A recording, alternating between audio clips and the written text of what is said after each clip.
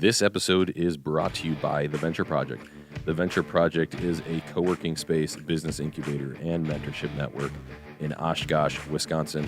We provide shared office space, marketing services, and business resources for entrepreneurs, inventors, small businesses, or virtual workers. If you are interested in learning more about how we can help you, whether it's producing a podcast like this or doing some other form of consulting, whether it's finance or marketing services, feel free to reach out to us at theventureprojectoshkosh.com. We work with folks all over the country. You don't have to be local to the Wisconsin area. Once again, that's theventureprojectoshkosh.com.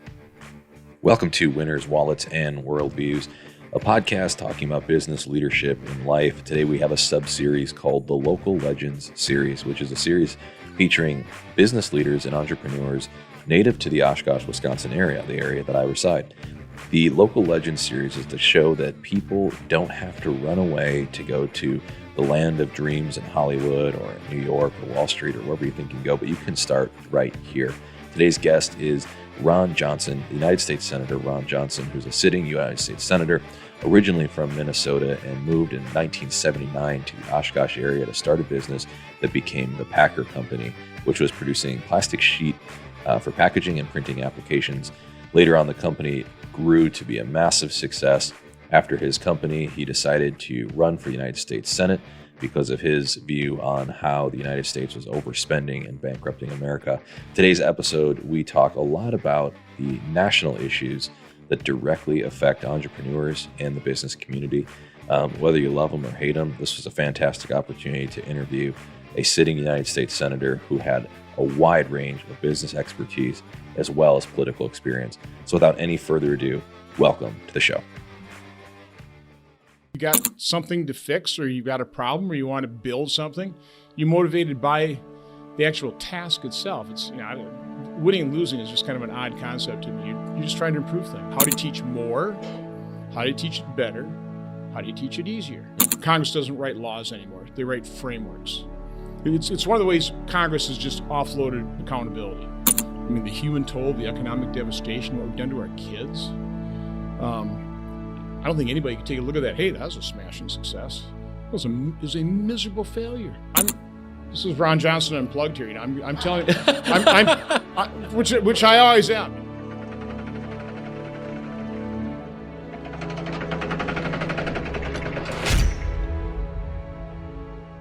Welcome, everybody. Thank you so much for coming today. We have a very special guest here on our show. So a little bit about this show. This is the Local Legends podcast. It's something that John Casper and I put together a while back. So we have a very gracious sponsor here with the Oshkosh Chamber of Commerce, allowing us to feature notable Oshkosh business leaders and national leaders. So we have a distinguished guest today, Senator Ron Johnson, who's got a long business experience with the company Packer, as well as 12 plus years on the United States Senate. So really excited to have you here. Thank you so much for joining us. Oh, glad to be here. Well, you probably don't always get, a little bit of time to talk on these interviews with some length and get to know who you are. The culture out there is very hostile, I understand. So I just want to get a little background, I guess, on you kind of as a person, where you came from, what your childhood was like, and how that grew into you as a business leader specifically. Well, it's kind of interesting. I look up at the wall there. I see some Oshkosh Bagosh bib overhauls. And my grandfather on my mother's side, Leonard, that's all he ever wore. So both my parents grew up on farms. It's also interesting. My siblings, and we don't do Facebook. We do just have a texting chain. Yeah.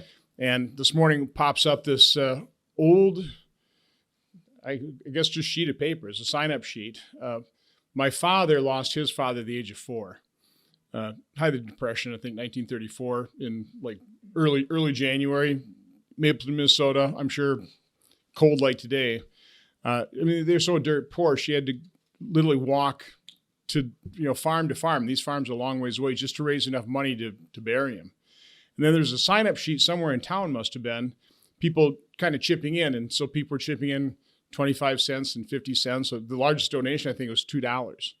In total, they raised $12.25. And if you do the math on that, that ends up being about $320 in today's dollars.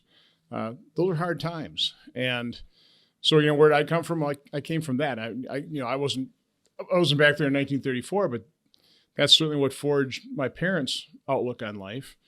And I would say probably both my parents were people of very deep faith, and they passed that along to us. But in addition to the deep faith, they had to work hard all their lives. Mm-hmm. And so I think the one value they passed along to all of my siblings was pretty much the fact that the greatest compliment you could ever pay somebody else is no matter what they did in life, because all the work has value. There's a really hard worker. So I've always embraced that. And it's certainly colored who I am today. Is I just work hard. If there's a mess to clean up, if there's a problem to solve, I hop right in. I was on a different podcast, and somebody said, "Are you more motivated by winning or by losing?" I actually thought it was kind of an odd question. I'm always going to try and win, obviously, but I'm motivated by trying to improve things. Yeah. Because that's manufacturing background, continuous improvement. It's like you got something to fix, or you got a problem, or you want to build something. You're motivated by the actual task itself. It's winning and losing is just kind of an odd concept to me. You're just trying to improve things. Yeah, it seems like at least me, just everyday guy looking at folks in Washington, that seems to be uncommon in a lot of ways, right? Is you have what it seems like the classic kind of founding fathers impression of who we would elect into Congress, or who we would elect to kind of our highest forms of office, were folks that were that worked a job, that did things, that were entrepreneurial in nature. In fact, I'm reading a book called George Washington Entrepreneur, and it's fascinating how much he was a business person in many ways. He had from gardening, from farming, all the way to building the industry around Mount Vernon. Tell me a little bit more about just kind of the importance of being a business leader and an entrepreneur in Washington, looking at our country and what that means. Oh, you mentioned George Washington. We had a evening dinner outing to Mount Vernon. And so you have the historical curators there, and they kind of show you around. What surprised me is all the detailed carpentry, the finished carpentry. And this wasn't a rough-hewn log cabin. This was a really well finished home. And I'm not steeped in his history, but he was an entrepreneur. Mm-hmm. He ran a working farm and tried to make money at it, right there on the Potomac River, and how they transported goods. So entrepreneurship to me is really what made this country great, and because it's taking advantage of what the fundamental premise of this nation is, which is freedom. Yes. And it's not big government that made this country great. It's individuals, extraordinary individuals, oftentimes, that have the freedom to dream and aspire and build and create. That's what made this country great. And some are extraordinarily big dreamers. people like Henry Ford or Thomas Edison or Steve Jobs. In modern times, and I wish I could think those great thoughts, but I'll settle for continuous improvement, a little bit better plastic, something that, edges out the competition. And that's what you have in America. You just have people taking a look at something and go, I could do that better. Or there's a problem with this. I'm going to fix that problem. Yeah. And that's really the entrepreneurial spirit. There's nothing, I always kind of laugh when I hear, these colleges or schools going, we're going to have a class in entrepreneurism. Yeah. Listen, I teach you how to keep the books. There's some basic skills you need to know, but you can't educate, you can't teach someone to be an entrepreneur. It's just something you are. But it doesn't necessarily have to be just in business. I mean, you're an entrepreneur if you're volunteering in local organizations. One thing we have in Oshkosh here is Leadership Oshkosh, which I think is just a great program. Yep. It brings in young people. Says you're going to serve on this board for 1 year. And then, generally those people kind of either stay on that board because they learn to love that nonprofit and they'll stay on the board, or they'll enjoy the experience. Just, socializing with other board members and understanding what the mission of those organizations are, and they may join another one. I think it's a fabulous program. But I mean, those individuals are entrepreneurs too. It doesn't always have to be about a business. It can certainly be about a nonprofit. It's anybody that's got an idea, from my standpoint, to improve things. What advice do you have to folks that might just be kind of hustling along the day to day, but understanding that there's this, almost, in my opinion, an obligation to try to improve or to try to grow? What are some of your thoughts on a message to those folks at all? I think one of the things that always prompted me to improve is whenever there was a problem. In manufacturing, you got problems all the time. You're solving them all the time. When something would hit the fan, the first thought that always crossed my mind, okay, hate dealing with this, but where's the opportunity here? How can I turn this negative into a positive? So I think that's just kind of an attitude in life. Again, that's not overly specific. It's just sort of a general attitude and approach. Like, okay, I don't like this reality. How do I change it? Yeah. I don't like this problem being shoved at me, but I'm going to fix this. And when I fix it, I'm going to make it better, and it creates an opportunity.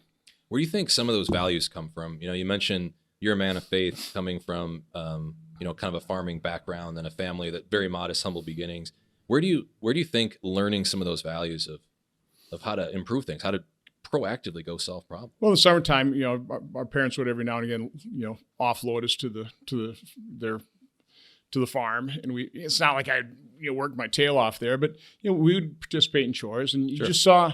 And by the way, the beauty when we started packing in 1979, we still had a lot of farm kids coming into work and working in our plant. You could not ask for better workers than kids that come off the farm. Right. First of all, they're hard workers. They're innovative.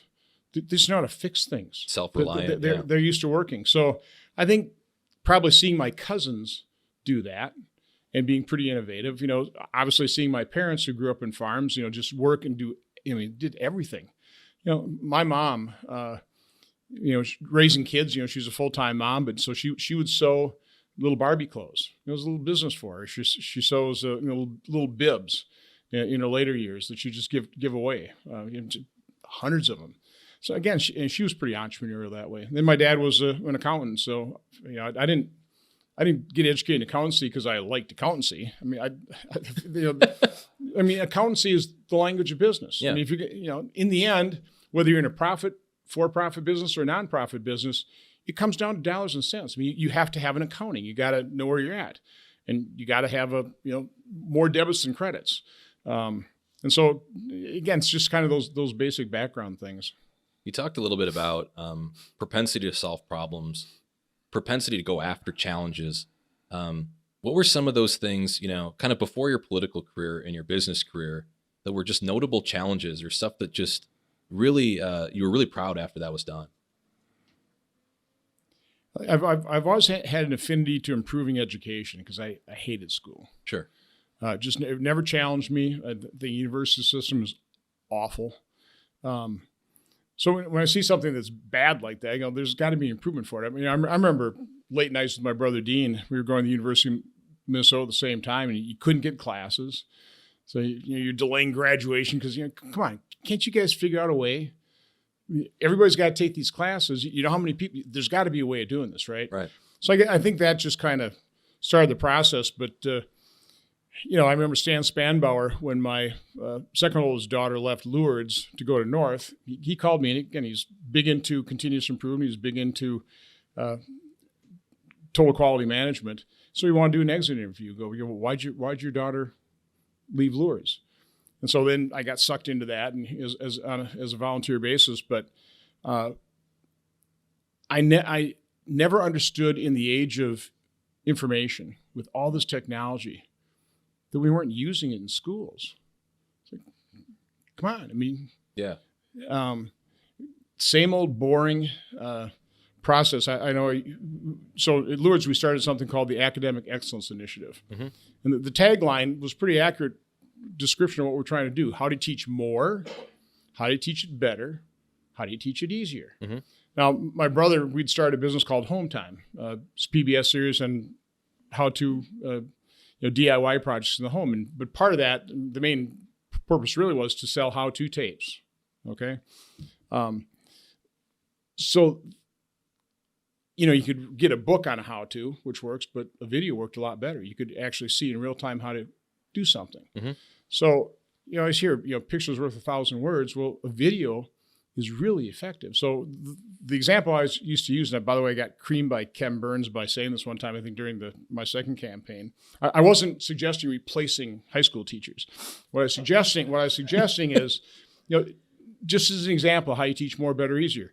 Rather than get 10,000 high school teachers that really don't know the Civil War very well, why don't you pop in the old Ken Burns tapes, 14 hours of it, and then have those 10,000 teachers, not lay them off, but have them have the discussions then. Yeah. Because there's no way you're going to hold the attention of a 15-year-old on the Civil War just sitting up there talking at him, lecturing at him.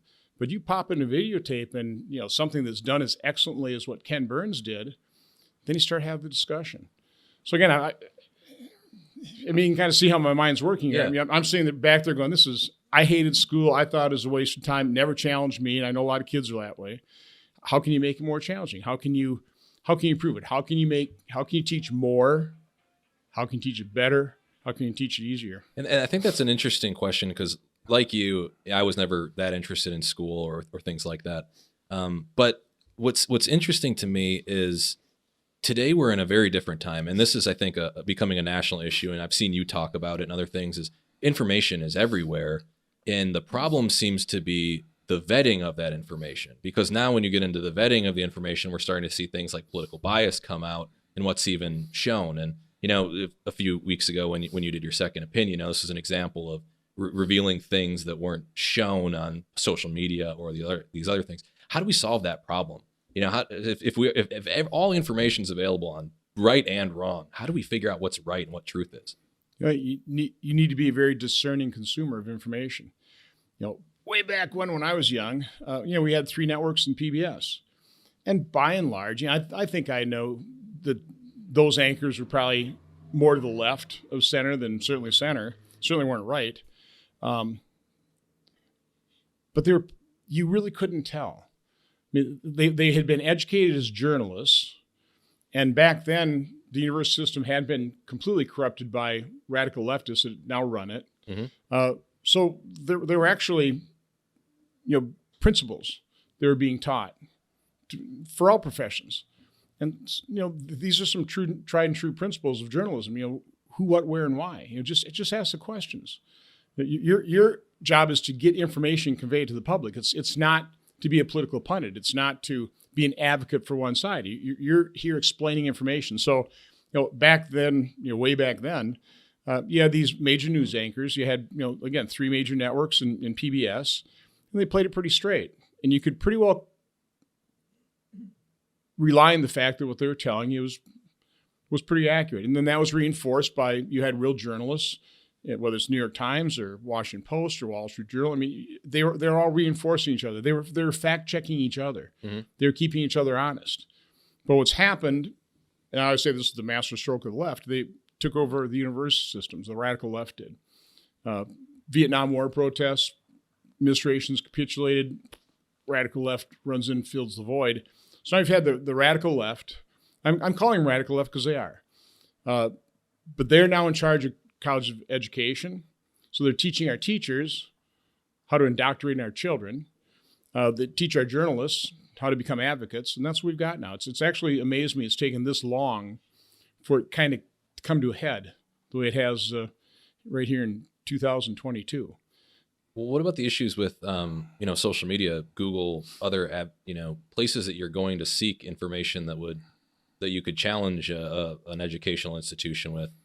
What's the solution there? I mean, it's kind of scary for me as just a common guy. So it's funny is that I was chairman and ranking member of the European Subcommittee of Senate Foreign Relations, and so I've made a lot of trips over to Eastern Europe, bipartisan trips. It's kind of amazed me how surprised some of my colleagues are about the propaganda. Mm-hmm. The disinformation, the misinformation that Russia's pumping into those countries. And a big problem is corruption. But they also always complain about the media oligarchs. Mm-hmm. Like that's unique to Eastern Europe. I kept pointing out to my colleagues, we have our own media oligarchs here. We call them big tech billionaires. So no, the concentration of power now in terms of information, again, they're leftists. They're not conservative. They're leftists. Watch the documentaries, The Creepy Line. That's a line from Eric Schmidt, who is in charge of Google, now Alphabet, or The Social Dilemma. And you start really understanding the power of these social media giants in terms of how they influence our lives, how they're influencing our kids. It's really quite frightening. They take a look at some of the research by Dr. Robert Epstein, psychologist from Harvard, Hillary Clinton voter, but he's really been cautioning all of us about how, for example, Google is using its search to manipulate voters, and particularly the voters in the middle, to manipulate them to vote for Democrats, and they've moved millions of votes. That ought to concern people. Mm-hmm. I mean, so other than just trying to be a more informed or more critical thinker, I think is kind of the original kind of thought is back in the day, you would learn things like the scientific method. You would learn things of pinning reliable experts against each other to try to hash out what you think is true. But just because someone's an expert, in my opinion, doesn't mean they're right. I mean, in a legal case, right, you've got experts on both sides that come across and they say the blood spatter is clearly from this guy and the other one says not, right? What do we do about that going forward if we're relying on big tech or some of these other companies to share the information? Entrepreneurs in this space, a lot of these folks are in their early 20s and they are living connected with their phones to such a level that if they can't look it up on their phone, why is this being done in the classroom or these types of things? So I'm just kind of curious of what the future looks like for these guys that get all their information from that device, and the portal is just that phone. Well, you do have free market competition, and so YouTube censors me, and you got Rumble to Sure. rely on. Okay, so I do think these big tech giants that are so tilted so far left, they're kind of slitting their own throats. They are just inviting competition. They're almost forcing competition. But again, people just need to be more discerning in terms of information that they're using, and also understand what's being done to them. I mean, classic example is really what happened with COVID. I mean, the pandemic has exposed an awful lot of things, but I'll use in particular, because you mentioned my event in Washington, D.C., COVID, a second opinion. I was calling them the COVID gods. I'm switching it now to the COVID cartel. And it's the Biden administration. It's the healthcare agencies. It's Big Pharma. Who, by the way, I always defended Big Pharma. I mean, am I the only one that wants a life-saving new drug? I mean, I'm a private sector guy. I realize you got to make, if it costs $1 billion to develop a new drug, you need to make $1 billion. I don't begrudge profitability. But my eyes are open in terms of the capture of these Big Pharma of the healthcare agencies. But throw on top of Big Pharma then legacy media and big tech giants. So they have decided, and you can figure out exactly why they decided this, that the solution to the pandemic was massive shutdowns, even though we knew that wouldn't work with respiratory virus. I mean, we've known that. I mean, that was not part of the pandemic plan. Our pandemic plan really said shutdowns aren't going to work, and yet that's what we hopped onto. Could that be that shutdowns were really profitable for the big tech giants? They focused only on a vaccine, completely ignored early treatment. So here you've got, I don't think anybody can take a look at our response to COVID. Over 900,000 Americans dead, more than 5.5 million people worldwide. I mean, the human toll, the economic devastation, what we've done to our kids. I don't think anybody can take a look at that. Hey, that was a smashing success. It was a miserable failure. Why would you reward failure? Well, the reason these guys haven't been booted out of their positions is because it's all part of the cartel. And I used to say that they'll never admit they're wrong. Now I've changed my language on that. They can't afford to be proven wrong. I mean, if it just becomes consensus, I mean, I already believe this has been completely proven, but this cornucopia of widely available, safe, generic drugs, they work for early treatment.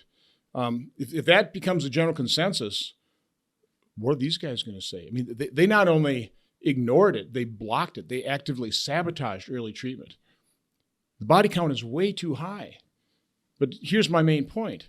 So they can't afford to be proven wrong, but they have the power. Think of it. The current administration, the healthcare agencies, Big Pharma does all the advertising, legacy media, and the big tech giants. They control all the information. They have the power to make it pretty difficult, not impossible, to prove them wrong, which is why, my colleagues look at me as pretty much roadkill, for telling people the truth. Ooh, that's kind of ugly. I think I'll avoid raising that subject. And that is the avoidance of pain that you see time and time, not just in COVID, but anything else that runs up against, big media. If you're not towing the line, they're going to destroy you. Well, they can't afford to have people pushing back on their preferred narrative. Yeah, and I think something that is concerning for this community of entrepreneurs and business leaders is if you look at a startup or a small business and you see somebody that wants to be a tech company and the barriers to entry are so obnoxious because of the power that's hoarded within the big business. The Democratic Party used to be the party for the little guy, right? But now it seems like the entrepreneur has been neglected in Washington. What is the solution for that person with these massive barriers to entry to be able to compete? We don't have millions of dollars to lobby. We don't have that. We're just trying to solve a problem. So the Democrat Party, in my mind, is the party of the elite. Really, since Franklin Delano Roosevelt, when they were so enamored with what was happening in Russia, the technocrat, the expert. Well, that's what we're seeing that being played out with COVID. It's the expert. You can't question science. I mean, that expert is science, for God's sakes. No, science is questioning. Science is being highly skeptical. Science is what I'm trying to promote. Okay, ask some questions here. So to me, that's really a big difference in the party. So the Democrats have really become the party of the big, elite, powerful. And you're seeing a shift. You're seeing all of a sudden the Republican Party, who, of course, Democrats always accuse us of being for the big guy, right? No, we're actually for the little guy. One of the grossly dishonest attacks against me is that in our tax reform, I carved out some special loopholes for my, big donors. You've got the billboard right here on 41. What I did under, a lot of pressure from the sitting president, 10 o'clock in the night phone calls, radio talk show hosts, I said, I'm not going to vote for this until you recognize that you're leaving 95% of American business completely behind. All you're focused on is giving 20% tax cut down to 20% for the big C corps, 5% of American businesses. You're ignoring all the pastor entities. And a lot of my colleagues are going, what are those? I'm dead serious. They didn't know what a pastor entity was. I mean, it's kind of I suppose, odd term. But, all the LLCs, the partnerships, the subchapter S. So I'm the guy that said, no, I put up with all the crap. So no, not going to vote for this until you make an accommodation. So in the end, they did. So I'm the guy, I single-handedly, not in the House, I was the only guy. Thank you. Appreciate it. Now I did, when all said and done, Steve Daines did step up the plate and I had a little bit of help. But again, I'm the one that's every lunch going with a new chart going, you guys, this is how you're screwing little businesses, okay? But were it not for me just digging my heels in, all those small businesses would have been completely disadvantaged by the big guys. Mm-hmm. And you look at what we've done with COVID. I mean, I don't know how many hundreds of billions of dollars or trillions the big tech giants grew during that, but also we shut down mainstream businesses.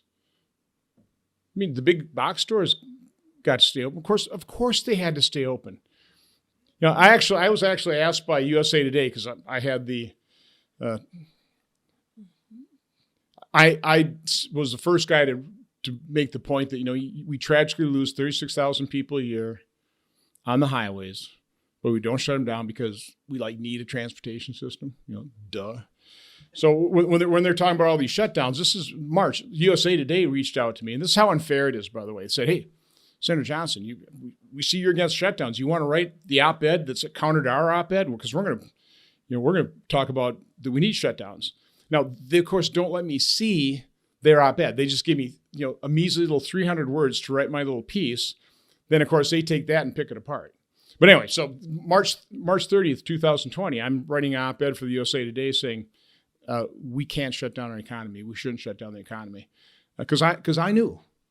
I knew how devastating that'd be for smaller businesses. Ben, the big guys are going to do just fine. We had to keep something open. People like need to eat. We need to supply our hospitals to take care of patients. You can't shut down the American economy. What they did instead is they shut down and destroyed all the little guys. The big guys did just fine. I mean, it's happening today now. All this massive deficit spending. You think Jeff Bezos is really affected by 7.5% inflation? No. No, who's affected by 7.5% inflation are seniors on fixed incomes and little guys, people at the lower end of the economic spectrum. Yeah, I mean, just a small business like this, raising your price 7%, you lose out on that, and it's not easy for someone that's trying to charge. And I think another thing on this idea of entrepreneurship is what can you do, or what can your positions or campaign do to prevent these types of devastating blows, like a small business being shut down, or different types of policy that can be there to either protect or support entrepreneurs. What are your positions on that? Well, in general, the good news about economic growth and entrepreneurship is the formula is pretty simple. Okay, I'll admit you need some government, okay? We need a lot less than what we have. But again, you need some government, so you need to raise revenue. So do it in as efficient and simple and rational way as possible. So have a competitive, simple, rational tax system. We don't have that, okay? We have a more competitive tax system after 2017, but we didn't simplify it. We didn't rationalize it, okay? And the other thing is you have a reasonable regulatory burden. Nobody argues against regulation. I mean, we need strong regulations, for example, on antitrust. One of the problems we have with the big tech giants is our antitrust laws. It makes sense. They're really written to protect consumers. But the big tech giant, they're giving their product away free. Mm-hmm. It's like, well, you can't really prove consumer harm. So it's really flummoxed, regulators in the courts. How do you address these folks with antitrust? Well, the way the laws are currently written, you can't. I'm not quite sure I've got the right solution on that. I think you have to really rely a fair amount on competition. I think there's some things you can do, but we're kind of veering off part of your question here. But again, the formula is pretty simple. Yeah. Have a simple and competitive tax system, have a reasonable regulatory environment, then get out of the way. Again, let people do what people do.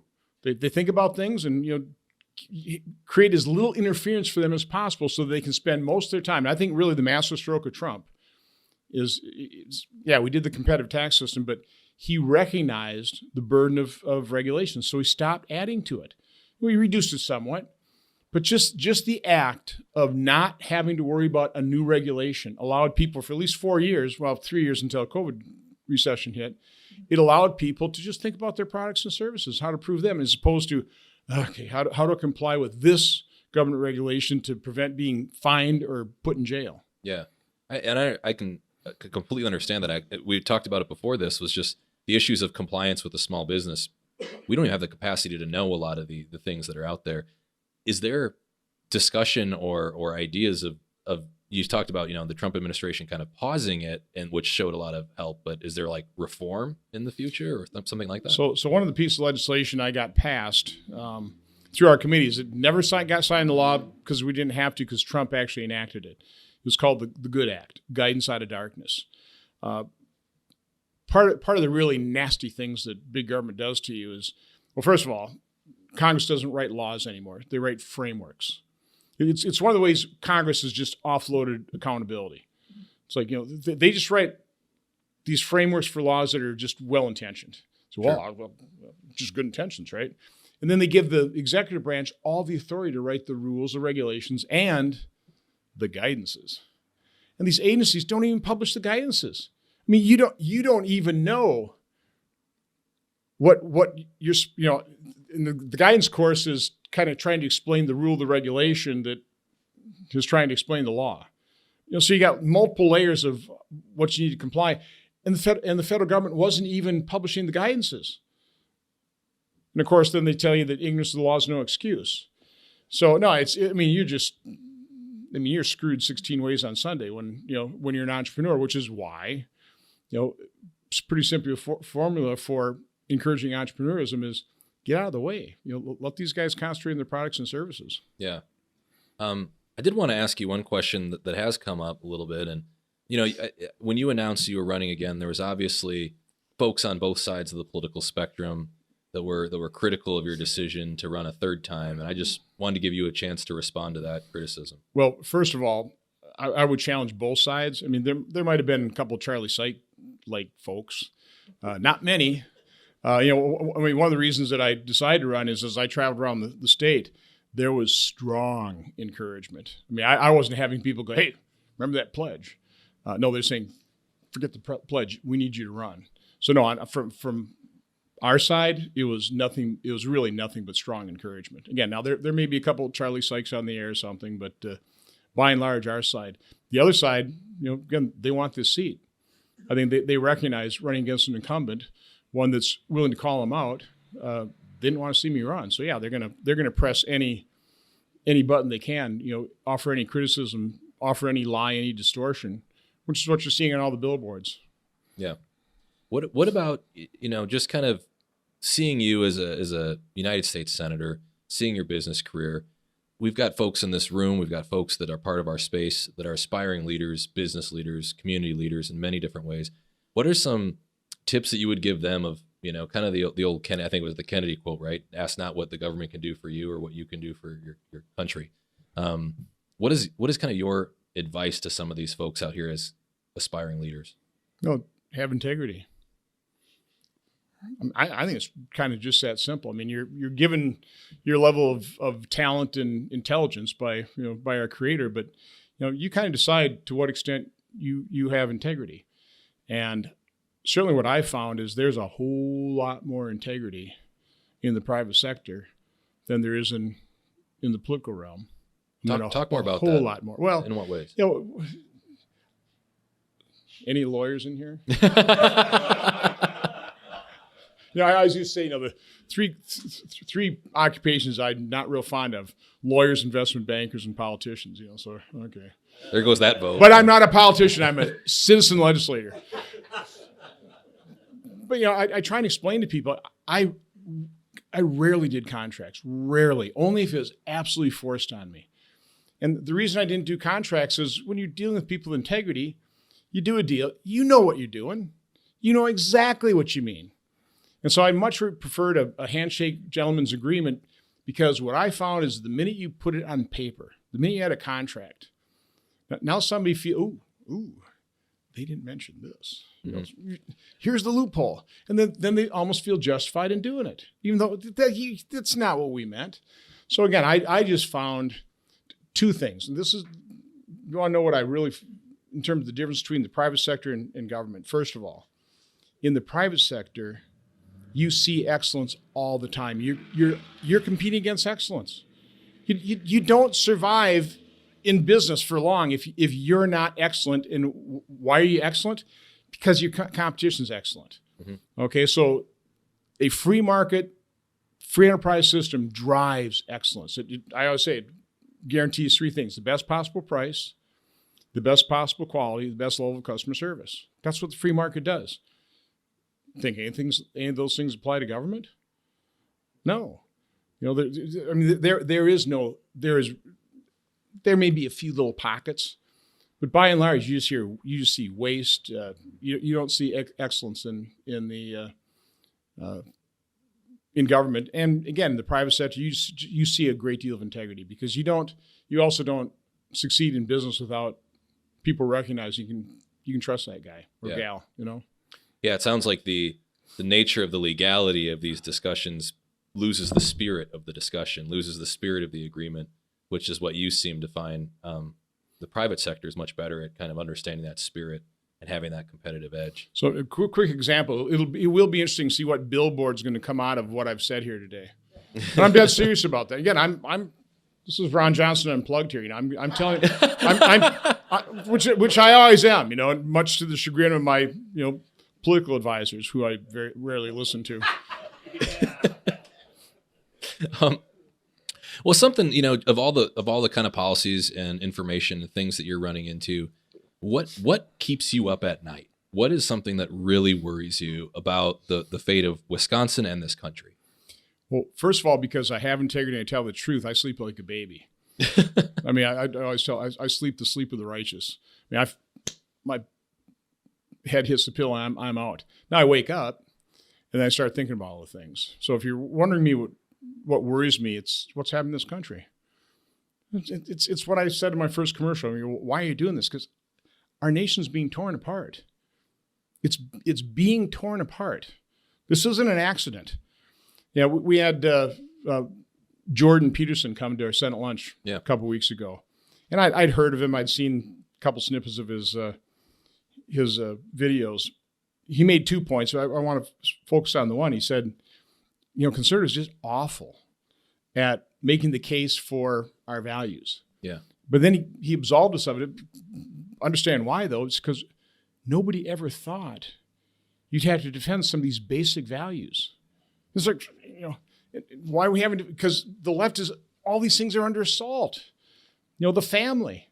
Listen, there's all kinds of ways I suppose you can raise kids and live your life, and that's fine. I mean, more power to you. But I think in general, it seems like having a mom and dad stay together and raise kids, be married before we start having kids, that just seems to work out best. Okay? Why do we have to defend that? Why is that under assault?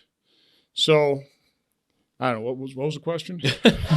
Well, just the big issues. And I think one of the, a question coming from a Christian as well was, do you think a lot of this has to be a movement away from the Judeo-Christian worldview as a culture or as a country? That some of these common values we used to share just aren't there anymore? Stuff like a nuclear family or, each person raised in the image of God, right? That kind of idea. Well, yeah. Well, I think anytime you've had a totalitarian form of government, that's one of the first things we want to do is get rid of religion. It competes. So they got to stamp it out. So no, I think that's kind of the move towards secularism is not good. So, I remember your question is what keeps me awake at night. It is what's happening in this country, the way it is being torn apart. I mean, we have many, many threats that, I'm concerned about. But we don't have a chance of pushing back on those threats if we're completely divided and at each other's throats. So, I attended President Biden's inaugural. I heard him state repeatedly his number one goal is to unify and heal this nation. Is he saying that? I'm going, well, sign me up for that. I'll do everything I can to help you unify and heal this nation. Now, he's done nothing to do that. He's, just about everything he's done is exacerbated the divide. I'd say everything the left has done is pretty well exacerbated the divide. They're not trying to heal us. They're not trying to heal the racial divide. They're exacerbating it. They're using political differences. There'd be another difference between the private sector and government or politics. In the private sector, the only way you succeed is focus on areas of agreement. Right? Say, I got a product. You want to buy it? Okay, we agree on that. Now we'll haggle over the price. In politics, they exploit division. So that's why you have something called a wedge issue. Do you have? It's not a problem they want to solve. It's a problem they want as a wedge issue. Yeah. Do you have kind of an optimistic view of the future of us actually being able to come back together ever? Do I sound optimistic? Listen, it's when you understand really how rare and precious this country is, and I really try, whenever I go into high schools or middle schools and I talk to kids, I just tell, first of all, I hope you appreciate what your parents and your teachers are giving you here. But I really hope you appreciate that you're born here today in this country. Yeah. Now look around the world. Look at the refugee camps in Yemen or Syria. How would you like to be a girl in Afghanistan now? Understand what we've got going for us. I mean, we have a level of affluence that's just unheard of in human history. Mm-hmm. Yet we have teen suicides and drug overdoses. There's a sickness that is a little depressing to contemplate, but I guess in terms of trying to be optimistic, take a look at what we have. Yeah. Take a look at what this country represents, how much, what a phenomenal force for good we are in the world. We're not perfect, But, one thing you do learn, especially on foreign policy or foreign relations committee, and you're traveling all over the world and you're talking to foreign diplomats, they may not say it publicly. People do not like seeing America weak. People do not like seeing America withdraw from the world. They're going, come on, we need you. Yeah. We need you. Get your act together. Yeah. I think we're coming close to the end. We wanted to have if folks in the audience had a couple questions, L, wherever he was, or Reed can grab the mic and we can try to get him up there. Where you have a chance to ask Senator Johnson kind of some of the issues you're seeing in the community or his position on those. We do ask that we try to keep this productive and positive. So any hecklers, Reed's going to take you out. Yeah, you can just go, whoever wants to come up here. We just want to make sure you get it in the mic. Why don't you come on up? Yeah. Yeah. You just stand Take the center stage here. Sure. So something that scares me a lot right now is not happening in the United States, it's happening in Canada. And when I see how their government is reacting to their people and to the protests there, it's tremendously scary to me. I'd just like to get your comments on that. I remember Charles Krauthammer gave a speech in Kohler, and I'm from Minnesota, and he started a speech there. I always hear Minnesota nice. Said, I say Wisconsin even nicer. You look up at Canada, and they're pretty nice people too. It's shocking. It's shocking what's happening in Australia, what's happening in Canada. Particularly when you realize the solution to that problem up there is so simple. You're talking about imposing vaccine mandates on truckers. Who are they threatening? They're driving in their cab by themselves.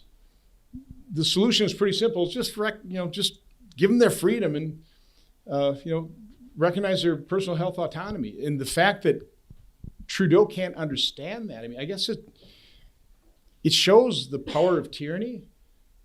I guess it shows what people will do. It's just, I've been saying this for 2 years. Our response to COVID is, in so many respects, makes no sense whatsoever. And what they're doing in Canada makes even less sense. Do you think that could happen in our government today? Things like freezing folks' bank accounts and things like that, martial law happening? Yeah, I'm definitely concerned about that. Yeah. Give Democrats total control, it'll happen. Sure. We got a question here. First of all, I want to say thank you for the privilege to hear you today. You went into issues that many of us, I suspect, haven't heard. I haven't heard, and they were very significant to me. Having said that, there are some of us that are very concerned, like I think you are, as you express education, and some of us locally here who are focused on our university system. And I'm going to ask you, if I could, as we look at the university, as you look at the university system, those of us who see the need for change, what is any advice you might give all of us sitting here how we could best approach that issue?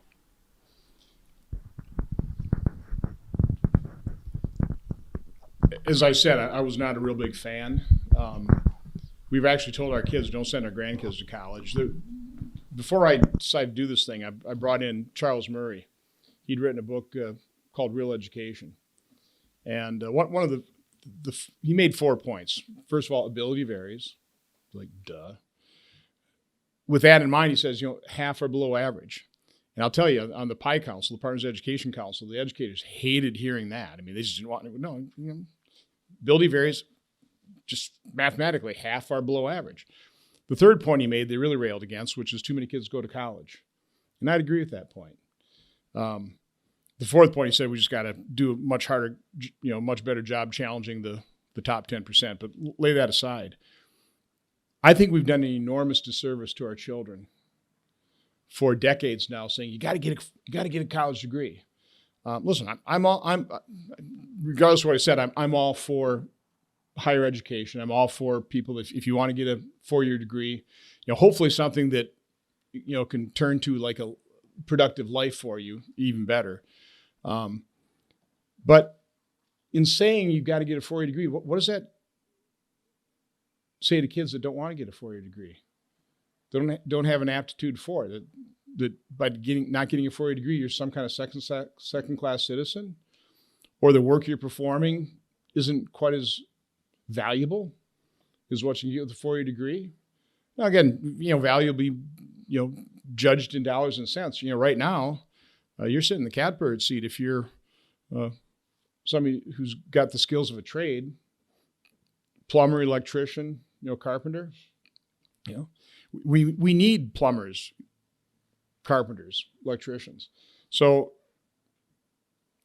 I would think putting more pressure on our university systems, kind of like what parents, because of COVID, they're looking over their kids' shoulders and they're going, they're teaching my kid what? Or better, no, they're indoctrinating my kid with what? So I think we need to do, as parents, we need to do a much better job at looking at what is being taught in the university system. All you really have to do is look at the syllabus, look at the course offerings, go, what? What courses are my kids taking for? And by the way, I'm sure I really ticked this. I won't mention the college. The college would bring their students in to lobby me. Literally, which is kind of sick, okay? Get these little 18, 19-year-old kids with their asks. And so I kind of throw them off. I say, hey, just real quick. So how much are you paying for tuition?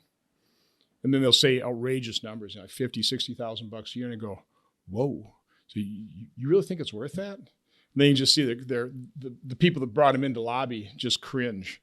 But I think more parents have to ask that question. It's like, how much are you charging my kid? For what? What degree are you going to bestow on them? What fill-in-the-blank studies program?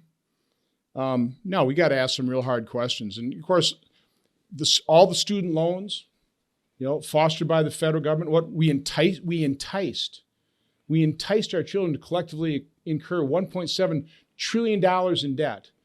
Now, I'd say right underneath talking to a Gold Star parent or a parent who lost their child to a drug overdose, so the parents will come up to me with an envelope, say, Sandra, can you help me out here? And I've gotten letters literally of their son and daughter-in-law, $300,000 in debt, been paying it off. No, they've been trying to pay it off for 10 years, haven't even made a dent in it. We have buried our children, not only in our collective debt, $30 trillion, we've buried them in their own personal debt, telling them they all got to get a 4-year degree, and then not monitoring at all what those degree programs actually are and how valuable they might be. So no, we've done a real disservice. Yeah, I'm quite critical about our university system, in addition to the fact that then they're indoctrinating our children as well. Sure. Get the mic here. Just ask you to stand up. So on that subject, having 2 recent graduates and they were fortunate to have grants and work through things, but had they not, they'd be $100,000 in debt each for UWM education. And guaranteed student loans, right? With or without me, they would have got the money and hung themselves.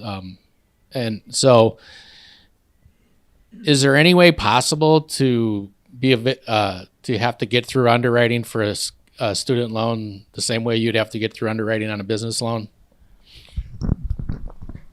It would have been so much better had we done that, because we could have subsidized the bank loans to make it more reasonable, but still, the banks would have put more discipline and say, okay, well, we'll give you a loan, but let's take a look at your, aptitude for this.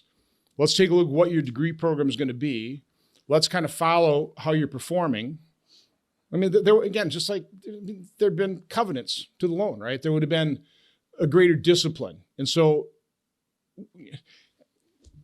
my first finance class in my MBA program had a professor. He's a pretty interesting guy. He said, okay, before we talk about all these complex concepts, I want to talk about debt. He said that there's a reason they call a debt instrument a bond. Because when you put yourself in debt, you put yourself into, and then very dramatically, so you put yourself into bondage. And nobody wants to be put in bondage. I actually learned, I was listening to him that day, But we've collectively put our kids $1.7 trillion into bondage. And it's just awful. It's awful what we've done to our kids. And then how do we get them out of it? It's not fair to kids that didn't go to college or that paid off their loan to say, oh, okay, well, we kind of screwed up. We're going to forgive $1.7 trillion. I mean, there's not a good solution. I would like to try and find something because it's hard to, you can't really blame these 18, 19-year-old kids who are enticed. Nobody told them, hey, by the way, you're going to have to pay this back. This is going to be such a burden on you. You may not be able to start a family. You may not be able to buy a house. We're going to put you so far in the hole that it's going to be a hard time digging that. I mean, we should have been parents. We should have been advising our young people not to do that. Instead, we enticed them to do it. It's one of the things that aggravates me the most about what government has done to people. Whatever. I think we got time for just one more question, then we're going to have to wrap up. So if we got one more here. I'm going to have to give my political advisors this tape before it gets out. It's going to be like my oversight productions, all redacted. It's going to be just no audio, no video, and say, well, that was not very interesting. Thank you, Senator. I was just wondering if John Dewey would be happy with the results that we have today, number one. But number two, it seems like a part of our problem is that we have lost local control over our curriculum, and therein lies a lot of the difficulties we face. Is there any way that you could suggest that we might reassert control at a local level? Thank you so much. Absolutely. I mean, again, as I travel around the state and I just tell people, because there's awakening, so if you don't want critical race theory taught to your kids, don't let it be. I mean, the good news is the federal government, other than even in higher education, other than enticing our kids to get $1.7 trillion into debt, education is still, by and large, local control. So control it. Again, the blunder of conservatives is as the federal government grew, we got pretty worried about its intrusion in our lives, and it was worth getting worried about. But we focused all of our political time and attention on presidential elections, U.S. Senate race, and we completely took our eye off the ball of local government, university governance, and you know who didn't take their eye off the ball? The radical left. So they've taken over. Now it's going to take a while. They're not going to give it up easily. They're going to be, they'll be screeching as loud as you can possibly see. But hopefully, like Mark Levin says, Americans must awaken to the urgency of the moment.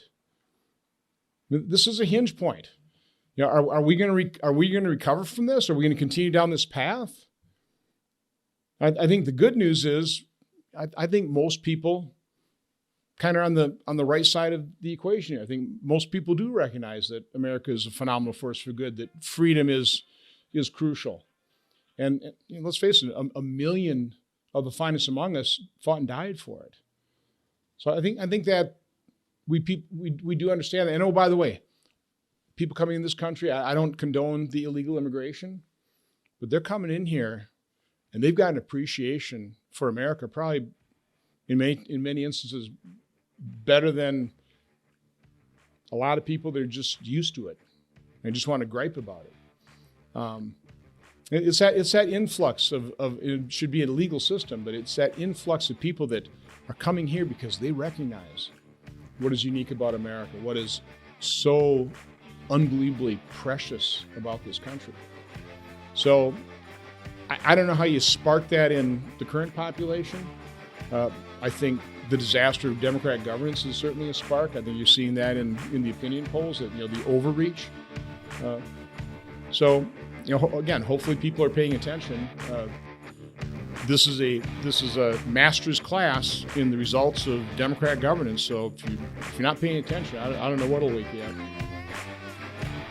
Well, that is going to conclude today's episode of the Local Legends podcast featuring Senator Ron Johnson.